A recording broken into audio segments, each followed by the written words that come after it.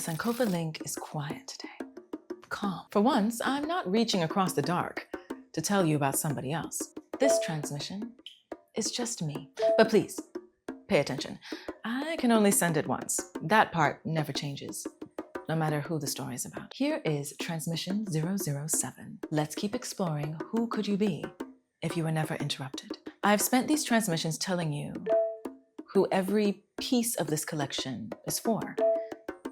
This one is mine. This dress is the closest thing I think I have at the moment to stand in front of you with nothing between us. This dress is the Boubou, a flowing West African robe built for movement, grandness, and taking up all the space as well, when you arrive, of course.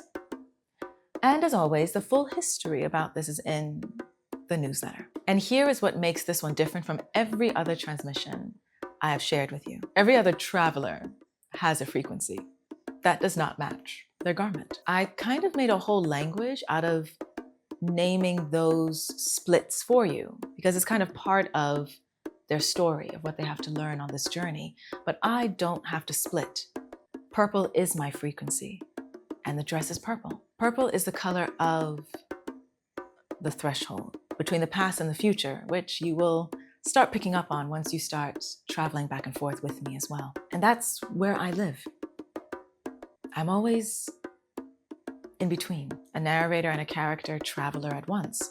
For everyone else, their garment is a smart heirloom they grow into. For me, this dress and myself are simply the same color. The brocade was woven to shift like a nebula, an optical trick, the color transforming as you move, light caught and thrown back like a small galaxy you are wearing. And if you haven't noticed, my hair already does this. I have silver running through black, like stars on a map. The dress just finishes that thought. Again, there is an inner tie at the waist if you want to define the shape, but you don't have to. It looks fabulous either way. Now, the decision that changed everything for this particular dress was the ruffles. I had designed them as regular ruffles along the sleeve and all the way down. But this lovely fabric refused these ruffles. It wouldn't fall that way. It wouldn't bend, and it just ended up looking awkward. So we twisted the fabric, folded it, and sewed it back on itself until the ruffles stopped lying flat but started to bubble.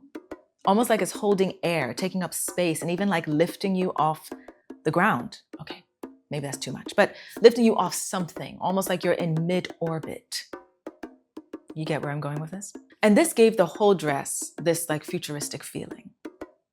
The room, dimension, and sense of the cosmic that technically the initial flat ruffle really couldn't do. And I'm going to tell you a little secret, since of course we're being extra honest. Today, I think this ruffle might become a Bandele Muse signature because I absolutely love it. The moment the fabric told me, technically, that it didn't want to be a normal ruffle, turned out to be the best idea. So I'm just saying, you might see this effect again, not only in this collection, but others. This is a smart heirloom. And for once, it is not a message about someone in the future. It's just me, here, letting you see a little more than I usually do, or a little more than I usually share.